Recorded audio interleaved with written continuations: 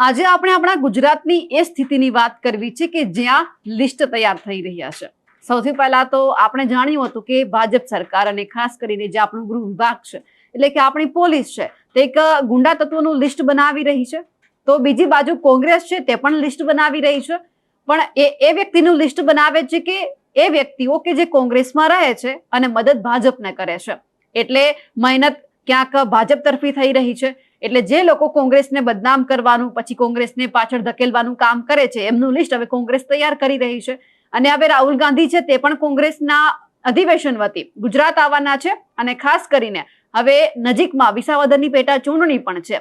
એક તરફ આપણે સાંભળ્યું હતું કે આમ આદમી પાર્ટીએ પોતાના ઉમેદવાર જાહેર કરી દીધા, પરંતુ કોંગ્રેસને ક્યાંક પૂછ્યું નહીં, કારણ કે ગઠબંધનની વાત હતી એટલે કોંગ્રેસને પણ આમાં પોતાના ઉમેદવાર જાહેર કરવાની ઈચ્છા છે તે તીવ્ર છે। પરંતુ આજે વાત વર્ષો જૂની કરવી છે અને ખાસ કરીને વર્ષ 2012માં શું થયું હતું કોંગ્રેસની સાથે તે વાત કરીએ। નમસ્કાર, નિર્ભય ન્યૂઝ સાથે હું છું રિદ્ધિ। રાજ્ય સરકારે જે રીતે ગુંડા તત્વોનું લિસ્ટ તૈયાર કર્યું અને બીજી બાજુ કોંગ્રેસે જે કોંગ્રેસની અંદર રહી અને ભાજપનું કામ કરતા હોય તેવા વ્યક્તિઓનું લિસ્ટ તૈયાર કર્યું। હવે આપણે બધા જોઈ રહ્યા છીએ કે ક્યારે પગલાં લેવાશે તે પણ આપણને ખબર નથી, કારણ કે જે રીતે લિસ્ટ તો તૈયાર થઈ ગયું છે પરંતુ કામગીરી હજુ સુધી કરવામાં નથી આવી। ઘણા બધા જે ગુંડા તત્વો એવા છે કે જેમના ઘર ઉપર બુલડોઝર ચાલ્યું છે, બાકી કોઈ કાયદેસરની એવી કાર્યવાહી નથી થઈ જેવી જનતાને જોઈએ છે। બીજી તરફ કોંગ્રેસે પણ લિસ્ટ તૈયાર કર્યું, પણ હવે અને એ લિસ્ટની અંદરથી ઘણા બધા કોંગ્રેસના એવા પણ નેતાઓના નામ સામે આવ્યા હશે કે જેઓ અંદરખાને રહીને ભાજપનું કામ કરી રહ્યા છે, એટલે ક્યાંક વિરોધના સૂર પણ હવે ધીમે ધીમે ઉઠવાના છે। પણ હવે બે યાદી તૈયાર તો થઈ ગઈ છે, પરંતુ હવે એમના ઉપર ક્યારે પગલાં લેવામાં આવે છે તે પણ જોવાનું છે। પણ અત્યારે આપણે જે વાત કરી રહ્યા છીએ વિસાવદરની, કે વિસાવદરની પેટા ચૂંટણીના પડઘમ તો વાગી ચૂક્યા છે, ચૂંટણીની તારીખોની હજુ કોઈ જ જાહેરાત નથી થઈ, પણ એ દરમિયાન આમ આદમી પાર્ટીએ ગોપાલ ઇટાલિયાને ઉમેદવાર તરીકે જાહેર કર્યા અને આમ કહેવાય ને કે પહેલો ઘા રાણાનો એ પણ એમણે ફટકારી દીધો છે। કોંગ્રેસને પૂછવામાં પણ નથી આવ્યું કે તમારે પોતાના કોઈ ઉમેદવાર ઘોષિત કરવાના છે, કારણ કે આપણને ખબર છે કે વાવની જ્યારે પેટા ચૂંટણી યોજાય ત્યારે ક્યાં ગઠબંધનની વાત હતી, એટલે એવું નક્કી થયું કે વાવની પેટા ચૂંટણીમાં કોંગ્રેસ પોતાના ઉમેદવાર ઉભા રાખે અને જે વિસાવદરની પેટા ચૂંટણી યોજાશે ત્યારે જે આમ આદમી પાર્ટી છે તે પોતાના ઉમેદવાર ઘોષિત કરશે। એટલે ક્યાંક અહીંયા કોંગ્રેસને માઠું લાગ્યું, પોતાના ઉમેદવાર છે તે ઘોષિત કરવાના હતા, પોતાના ઉમેદવાર ઉભા રાખવાની તેમને તીવ્ર ઈચ્છા છે, પણ હવે જોવાનું છે કે રાખશે ખરા કે નહીં। હવે કોંગ્રેસને ક્યાંક એવું લાગ્યું કે અમને તો પૂછવામાં પણ નહીં આવ્યું, પણ કોંગ્રેસનો આ સવાલ કંઈ આજકાલનો નથી, લગભગ 2012થી આ ચાલ્યું આવે છે અને તેના માટે બીજું કોઈ જ નહીં, ખુદ કોંગ્રેસના જ નેતાઓ કારણભૂત છે તેવું પણ અત્યારે માનવામાં આવી રહ્યું છે। હવે અત્યારે આપણે એ વાત કરવાના છીએ વર્ષ 2012ની, કે જ્યાં કોંગ્રેસને પોતાના જ નેતાઓ કઈ રીતે નડ્યા હતા ઉમેદવાર ઉભા રાખવા માટે, અને એ આ જ જગ્યા હતી વિસાવદર। વાત છે વર્ષ 2012ની, કે જ્યાં વિધાનસભાની ચૂંટણીની જાહેરાત થઈ અને એ પછી ગુજરાતની દરેક બેઠકની માફક વિસાવદરની બેઠક પર પણ મામલો તંગ જોવા મળ્યો અને બીજી બેઠક કરતા અહીં તંગદિલી વધારે જોવા મળી, કારણ કે અહીંયા રાજ્યના પૂર્વ મુખ્યમંત્રી જે કેશુભાઈ પટેલ છે પોતાની માતૃ સંસ્થા ભાજપ સામે બળવો કરીને પરિવર્તન પાર્ટી નામે નવા પક્ષ વતી ઉમેદવારી કરી રહ્યા હતા।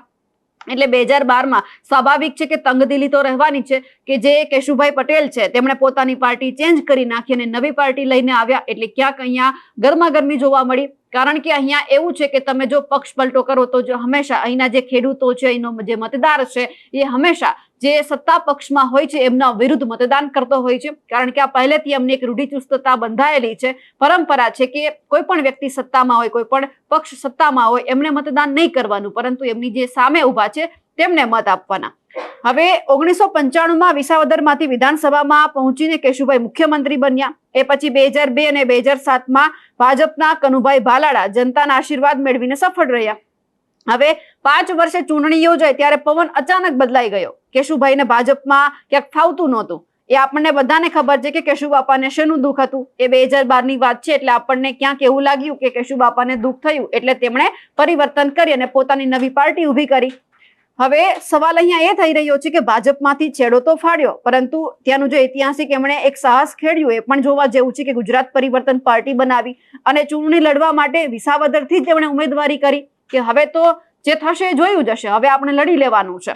અને જબરદસ્ત બરાબરનો જંગ જામ્યો કેશુભાઈ સામે। તેમના જ વિશ્વાસુ જે કનુભાઈ ભાલાળા હતા એ ભાજપના ઉમેદવાર તરીકે મેદાનમાં ઉતર્યા। કરુભાઈ લોકપ્રિય તો હતા જ, પરંતુ કેશુભાઈ પણ સામે લોકપ્રિય હતા. એટલે જનતાને એ જોવાનું હતું કે કોને મતદાન કરવું, આપણા કેશુબાપાને કે પછી જે ભાજપમાંથી જે ઉમેદવાર ઉતર્યા છે. હવે વાત અહીંયા કરવી છે કોંગ્રેસની. કોંગ્રેસના ઉમેદવાર તરીકે રતિલાલ માંગરોળિયાનું નામ નક્કી કરવામાં આવ્યું. હવે અહીંયા ચિત્ર એક એવું ઊભું થયું કે કોંગ્રેસ જો મેદાનમાં હોય તો ભાજપ વિરોધી મતો વહેંચાઈ જાય અને કેશુભાઈ જેવા દિગ્ગજ નેતાને હારનો સામનો કરવો પડે. કારણ કે ત્રિપાંખીયો જંગ જામે એટલે ક્યાંક લોકોને એવું લાગે કે આ જો ભાજપમાંથી પોતાની નવી પાર્ટી લઈને આવ્યા તો શું કામ કરશે, કારણ કે સત્તામાં જો બીજા વ્યક્તિ હોય તો શું કરવાનું. એટલે ત્રિપાંખીય જંગની અંદર લોકોના જે મત છે તે ડિવાઈડ થઈ જાય. એટલે લોકો પણ નક્કી ન કરી શકે કે કોને મતદાન કરવું. એટલે કેશુબાપા અહીંયા મૂંઝાયા કે હવે કરવાનું શું, કે ત્રિપાંખીયો જંગ જામવાનો છે તો કરીશું શું આપણે. પછી એમણે કોંગ્રેસ જો પરિવર્તન પાર્ટીની અપીલ માન આપીને ચિત્રમાંથી ખસી જાય, એટલે કે ટિકિટ એમને જે વ્યક્તિને આપવાની છે વ્યક્તિ એવું કહી દે કે પછી કોંગ્રેસના ઉપરના લોકો એવું કહી દે કે તમારે નથી લડવાનું. અત્યારે જે આ બે વ્યક્તિ છે કે ભાજપ અને એમની સામે જે કેશુબાપા લડી રહ્યા છે બંને લડે તો કઈ વાંધો નહીં. હવે વચ્ચે સીધો જ મુકાબલો થાય ભાજપ અને જે ભાજપના જે ભાલાડા છે એમની વચ્ચે ને કેશુબાપા વચ્ચે. ખરાખરીના એ જંગમાં વરિષ્ઠ નેતા હોવાના નાતે લેઉવા પાટીદારો છે કેશુભાઈને જ મત આપે એવું પણ ક્યાંક સામે આવી રહ્યું હતું. પણ ભવ્ય વિજયના ખુશનુમા દ્રશ્ય જો આપણે એક એ વસ્તુ પણ જોઈએ કે આમની સામે જો કોંગ્રેસ ઉમેદવાર ઉભા ન રાખીને તો આ બધું થાય, તો જ લેઉવા પાટીદારના લોકો છે તે કેશુબાપાને મત આપે. હવે અહીંયાથી વાત શરૂ થાય છે કે કેશુભાઈના સેનાપતિઓએ પારાવાર એટલી બધી મહેનત કરી કે છેક દિલ્હી સુધી પહોંચ્યા. દિલ્હીમાં કોંગ્રેસના દરવાજા ખટખટાવ્યા, કહ્યું કે તમે હાઈકમાન્ડ છો તો તમે જો આદેશ કરશો તો તમારા જે ઉમેદવાર છે તે નામાંકન પત્ર નહીં ભરે. એટલે ક્યાંક જે સીધો જે જંગ છે ભાજપ અને કેશુબાપા વચ્ચે યોજાય. હવે છેલ્લે એક એવું સામે આવ્યું કે ઉમેદવારી પત્ર ભરવાનો છેલ્લો દિવસ હતો. દિવસ તો ના કહી શકાય કે એ ગણતરીના કલાકો ચાલુ હતા. બધા જ લોકોએ નામાંકન ભર્યું અને અચાનક જ્યારે કોંગ્રેસનો વારો આવ્યો નામાંકન ભરવાનો ત્યારે અચાનક એવું કંઈક થયું કે કોંગ્રેસના જે ઉમેદવાર છે એ એમના કાર્યકર્તાઓ સુધી પહોંચ્યા જ નહીં. ઘણા બધા બીજા એમને જે સપોર્ટ કરવા વાળા માણસો હતા એ બધા જ કોંગ્રેસના ઉમેદવારની રાહ જોઈને ત્યાં જ્યાં નામાંકન ભરવાનું હોય ત્યાં ઉભા હતા. પરંતુ ઘણો લાંબો સમય થઈ ગયો એટલે ઉમેદવાર નહોતા આવતા. એટલે ક્યાંક એવું લાગ્યું કે આ વખતે કોંગ્રેસ છે તે મેદાનમાંથી હટી ગઈ છે. હવે અહીંયા સવાલ એ નીકળ્યો કે કોંગ્રેસનો કાફલો કોંગ્રેસ કાર્યાલયથી હરખભેર નીકળ્યો તો ખરા, પરંતુ એમણે સરકારી કચેરીએ વિલા મોઢે જવું પડ્યું. હવે અહીંયાથી આપણને સીધી જ એક સવાલ એ ઉભો થાય છે કે કઈ રીતે વિલા મોઢે એમને પરત ફરવું પડ્યું હશે. જિલ્લા પ્રમુખે એવી રજૂઆત કરી કે અમે કાર્યાલયથી નીકળી ગયા છીએ, મેન્ડેટ રતિલાલના હાથમાં છે અને અચાનક 10 થી 12 વર્ષનો છોકરો એ જગ્યા ઉપર આવે છે. રતિલાલના હાથમાં જે મેન્ડેટ હોય છે એ લઈ અને ક્યાંક ભાગી જાય છે. હવે અહીંયાથી એ સવાલ થાય છે કે આ છોકરો હતો કોણ જે અત્યાર સુધી જે મહેનત કેશુબાપા કરી રહ્યા હતા તે ક્યાંક એમાં નિષ્ફળ ગયા અને અચાનક આ છોકરો જે મેન્ડેટ હાથમાં હતું કોંગ્રેસના ઉમેદવારના હાથમાં એ લઈને ભાગી ગયો. એટલે અહીંયા સફળતા તો સીધી મળી કેશુબાપાને, કારણ કે હવે મેન્ડેટ હોય નહીં તો ફોર્મ કઈ રીતે ભરવાનું અને વિજય પણ કઈ રીતે કોંગ્રેસનો થાય. કોંગ્રેસના નેતાઓને કદાચ એ ખબર નહોતી કે નિયમ એટલે નિયમ, કારણ કે ઉમેદવારી પત્ર ભરવા ગયા એટલે એમના જે કર્મચારીઓ હોય છે અધિકારી એમણે કહ્યું કે તમારે તો ઓરિજિનલ જ બતાવવું પડે, ફર્સ્ટ કોપી અહીંયા નથી ચાલતી. એટલે રતિલાલ ઉભા રહી ગયા કે હવે કરવાનું શું. છેવટે કોંગ્રેસના જે ઉમેદવાર છે એમણે ફોર્મ ભરવાની તક જ ન મળી અને ચૂંટણીમાં કેશુબાપા રંગે ચંગે જીતી ગયા. એટલે હવે સવાલ અહીંયા એ થયો હતો કે હાઈકમાન્ડે જે સમજૂતી ન થવા દીધી લગભગ 10 થી 12 વર્ષનો એક તેણીઓ છે એ આવીને કરાવી ગયો અને એમની સાથે સાથે મેન્ડેટ લઈને જે નાસી ગયેલો છોકરો ક્યાં ગયો. પછી તો જેટલા મોં એટલી વાતો સામે આવી કે ઘણી બધી લોકો એવું કીધું કે એમને ફાડી નાખવામાં આવ્યું મેન્ડેટને, ગાયને ખવડાવી દેવામાં આવ્યું ને.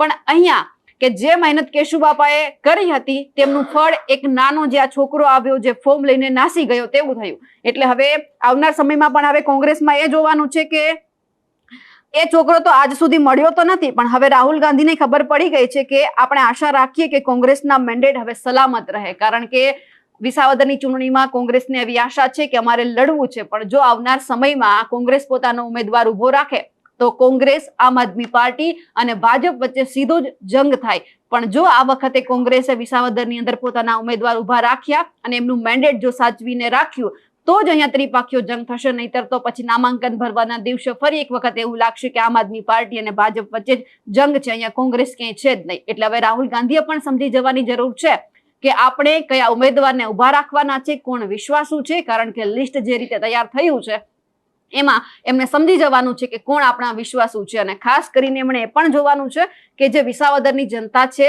વર્ષોથી એમનું એક જ મૂળ છે, એમની પરંપરા છે કે એ પોતાના જ ઉમેદવારોને સમર્થન કરે છે, આયાતી ઉમેદવારને સ્વીકારતા નથી, કારણ કે એમને કોઈ જ પૈસામાં મોહ નથી, એમને ફક્ત એમના કોણ કામ કરીને બતાવે છે, સમય આવે કોણ એમની પડખે ઉભા રહે છે એવા જ ઉમેદવાર જોઈ છે. એટલે અહીંયા આમ આદમી પાર્ટીએ પણ સમજવાનું છે અને ખાસ કરીને કોંગ્રેસે સમજવાનું છે કે હવે પછી એમનું મેન્ડેટ કોઈ લઈને જતું ના રહે. અમારા અહેવાલને લઈને આપનું શું કહેવું છે કમેન્ટ કરીને ચોક્કસથી જણાવજો. સાથે જ અમારી નિર્ભય ન્યૂઝ ચેનલને લાઇક, શેર અને સબસ્ક્રાઇબ કરવાનું ભૂલશો નહીં. નમસ્કાર.